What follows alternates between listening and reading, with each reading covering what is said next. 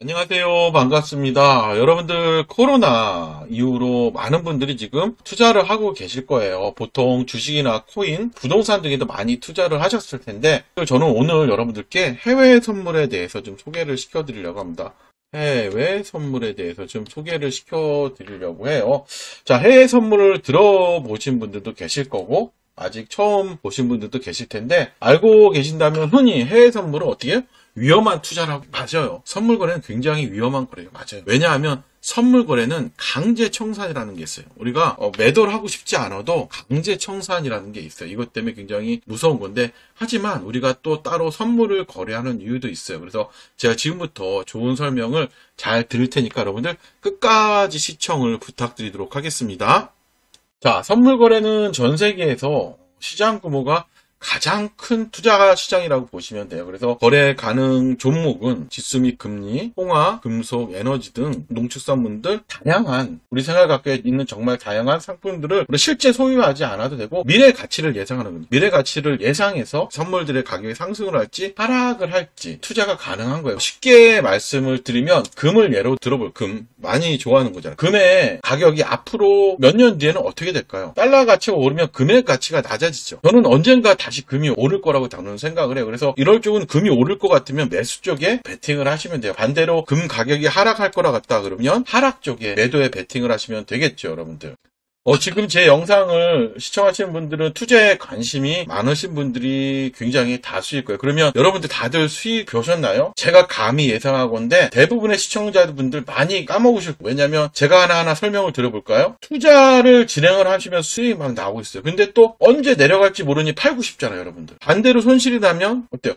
올라갈 거야 하는 기대감, 그쵸? 희망 때문에 팔지 못하고 들고 있다가 버티지 못하고 또 정리를 하십니다. 이렇게 보다 수익은 작게 가져가고 손실은 크게 가져가신다는 거예요. 또 다들 주변에서 투자를 해서 얼마 벌었니? 이 종목이 좋다고 해서 무지성 투자를 진행하다 보니 어떻게 돼요? 그냥 눈뜬 김봉사가 되는 거예요. 내동 매매, 대응 방법을 모르니까 여러분들. 내동 매매도 자주 나오게 되는 겁니다. 여러분 투자를 하면서는 여러분 조급함이라는 게 없어야 돼요. 왜냐면 요새 여러분들 B2 많이 하시잖아요. 이 B2가 조급함을 가속화시킨다고 보시면 됩니다. 투자는 여유자금으로 진행을 해야 돼요. 여유자금을 진행하고 제가 이전에 복리의 마법에 대한 영상 올려드렸잖아. 꼭 시청해보세요. 뭐냐면 적은 돈으로 충분히 조급함도 없이 큰 수익을 볼 수가 있어요. 그래서 여러분들 또 많이 듣는 이야기들 있죠. 세력. 얼마 전 라더견 많이 들어보시죠? 주가 조작으로 얼마를 뭐 해먹었냐느니 이런저런 시끄러운 뉴스가 많이 있었습니다. 세력들은 여러분 정말로 존재합니다. 그들은 당장 이익에는 관심이 없기에 전혀 조급하지 않고 몇 개월, 몇 년 동안 개미들을 끌어모아요. 그러다 주가가 오르고 적당한 시기가 되면 어떻게 돼요? 세력들은 공매도를 진행을 해요. 여기서 공매도가 굉장히 중요해요. 그래서 공매도란 뭐예요? 주식을 비싼 가격에 미리 팔고 가격이 하락하면 다시 사서 되갚는 방법이, 이게 주식시장에서 여러분들 DN 투자자들이 돈을 벌 수 없는 큰 이유이기도 합니다, 여러분들.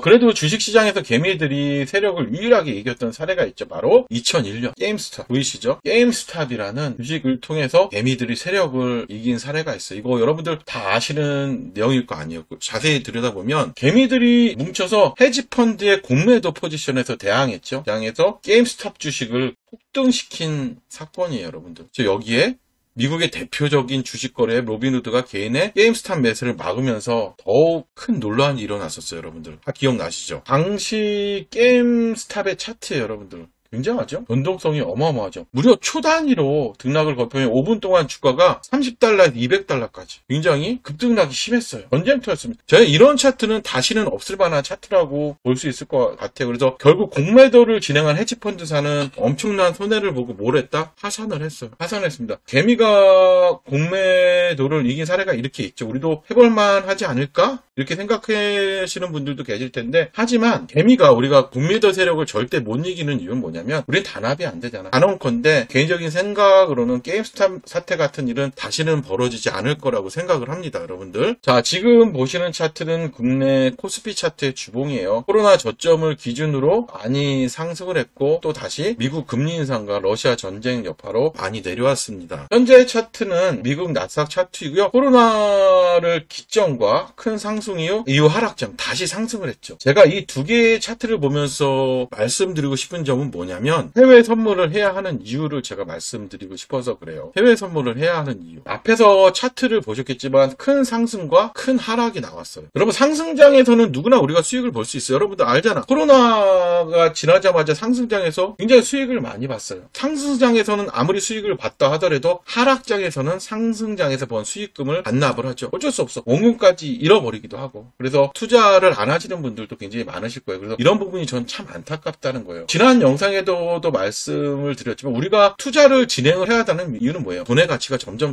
하락하기 때문에 우리가 투자는 꾸준히 이렇게 진행을 해야 됩니다. 지난 영상 못 보신 분들은 참고해 주시고 본론으로 들어가서 선물 거래를 하는 이유에 대해서 설명을 드리도록 하겠습니다. 상승장과 하락장의 베팅이 가능해요. 그래서 모두 우리가 수익을 볼 수 있어. 상승할 때 베팅해도 수익을 보고 하락을 할 때도 베팅을 해 수익을 볼 수 있습니다. 또 거래량이 엄청나요. 변동성도 굉장해요. 우리나라 주식 볼 때도 굉장히 수급이 들어가는 주식들, 돈이 들어오는 주식들, 활발한 주식을 찾아서 여러분 거래하잖아요. 이것도 같은 이유입니다. 하지만 여러분 변동성 때문에 어때요? 우리가 큰 손실도 볼 수가 있어요. 하지만 우리는 상승과 하락장의 양 매매가 가능하죠. 그렇기 때문에 다양한 종목들을 매매할 수 있는 것도 장점이라고 보시면 돼요. 그래서 영상 초입에서 말씀드린 것처럼 지수통화, 원자재, 암호화폐 등등 심지어 주식까지도 거래가 가능해요. 물론 상승과 하락 양쪽에 다 진행이 가능하다는 거예요. 그래서 선물 시장은 24시간 거래가 돼. 바쁜 현대인에게 우리에게 맞추면 시장이죠. 그러니까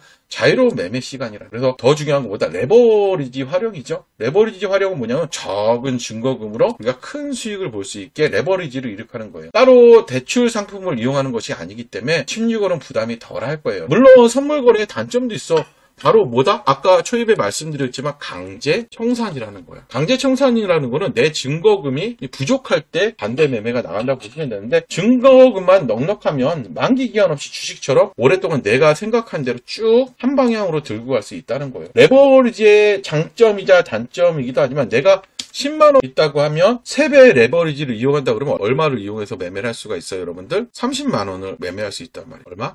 3배 레버리지를 이용하면 30만원까지 우리가 거래를 진행하는 효과이기 때문에 수익도 어떻게 보면 손실도 3배가 되는 거죠, 여러분들. 레버리지는 위험하다고 보시면 되고요. 자, 마지막으로 선물 거래를 하심에 있어 주의해야 될 사항이 있어요, 여러분. 바로 불법 업체가 굉장히 많다는 거예요, 여러분들. 불법 업체가 많은데 이런 업체들은 잘 거르셔야 돼요. 이미 뉴스에도 많이 방영이 됐지만 설명을 드릴게요. 가장 쉽게 불법 업체를 거르는 방법은 HTMS를 이메일이나 개인 채팅으로 전달하면 불법 업체예요. 그들은 당연히 대포 통장을 이용해서 입금을 받기 때문에 원금을 출금을 하려고 해도 잘 안 되는 경우가 많아요, 여러분들. 이거는 여러분들이 좀 기억을 하시면 좋을 것 같고요. 그리고 제가 안정적으로 선물 거래를 할 수 있는 방법이 2가지가 있는데 첫 번째는 우리나라 증권사를 이용해야겠죠. 삼성증권, 키움증권, 교보증권, 이베스트증권 등 이름이 알려진 거래소를 이용하는 게 좋고요. 물론 일부 불법 업체들도 키움스탁, 신한증권스탁 이런 등등 거래소와 비슷한 이름을 사용하는 경우도 있으니까 이 부분은 반드시 기억을 하시고요. 개인적으로 채팅이나 프로그램으로 받으시면 절대 아까도 말씀드렸다시피 불법이라고 생각을 하시고요. 2번째는 여러분들 메타트레이더라는 해외 거래소를 이용하는 방법도 하나의 방법인데요. 메타트레이더는 전 세계 개인 투자자들 위해 인정받은 거래 앱이에요. 구글 플레이 스토어 기준으로 1000만 이상 다운로드를 했죠. 키움증권은 경우 500만 원이에요. 그러니까 더욱 규모가 큰 거래소라고 보시면 돼요. 그리고 영국의 FCA 이렇게 보이시죠? FCA와 스위스 금융감독원에 정식 등록이 되어 있는 합법 규제를 받는 정식 거래소이기 때문에 아무 위험 부담도 없어요. 국내 거래소와 해외 거래소의 차이점은 국내 증권사의 경우는 증거금이 좀 많이 필요하죠. 여러분들도 아실 거잖아. 많이 필요하다면. 그렇지만 여러분들 해외 증권사는 10만원부터 가능해요. 10만원부터 매매가 가능하다는 거죠. 그러니까 초보 투자자들 같은 경우는 내가 굳이 증거금을 많이 내고 들어가서 손실을 볼 필요가 없잖아. 우리가 소액으로 거래를 해서 충분히 트레이닝을 한 다음에 매매를 시작하면 돼. 그리고 국내 증권사는 한 달마다 만기가 있잖아. 그렇기 때문에 물려 있으면 만기 때에도 거래를 청산해도 되지만 여기는 만기가 없어도 증거금만 잘 가지고 있으면 거래에 충분히 내가 추세를 끝까지 봐갈 수 있는 매매도 할 수 있다고 보시면 되고요. 해외 증권사는 가장 중요한 거죠. 양도세가 적용이 되지 않아요. 뭐가? 양도세가 적용되지 않아요. 이게 가장 큰 장점이죠, 여러분. 2025년부터 적용일 거기 때문에 세금에서는 굉장히 확실한 장점이 있어요. 그래서 해외 증권사 여러분들 메타트레이더 가입을 원하시는 분들은 제 유튜브 댓글에 링크가 있으니까 문의를 주셔줬고요. 직접 가입을 진행하셔도 괜찮으니까요. 진행을 해주시고요. 물론 1대1로 담당자 지정을 해드려요. 제가 1대1 담당자죠. 지정을 해드리기 때문에 초보자들이라고 하셔도 금세 적응할 수 있기 때문에 걱정하지 마시고요. 한번 매매를 해보시는 것도 나쁘지 않습니다. 주식이 너무 힘들잖아요. 그래서 지금까지 선물 거래에 대해 소개를 해드렸는데 여러분들 다른 영상에도 굉장히 좋은 영상 많으니까요. 잘 시청해 주시고요. 좋아요, 구독 부탁드리도록 하고요. 감사합니다.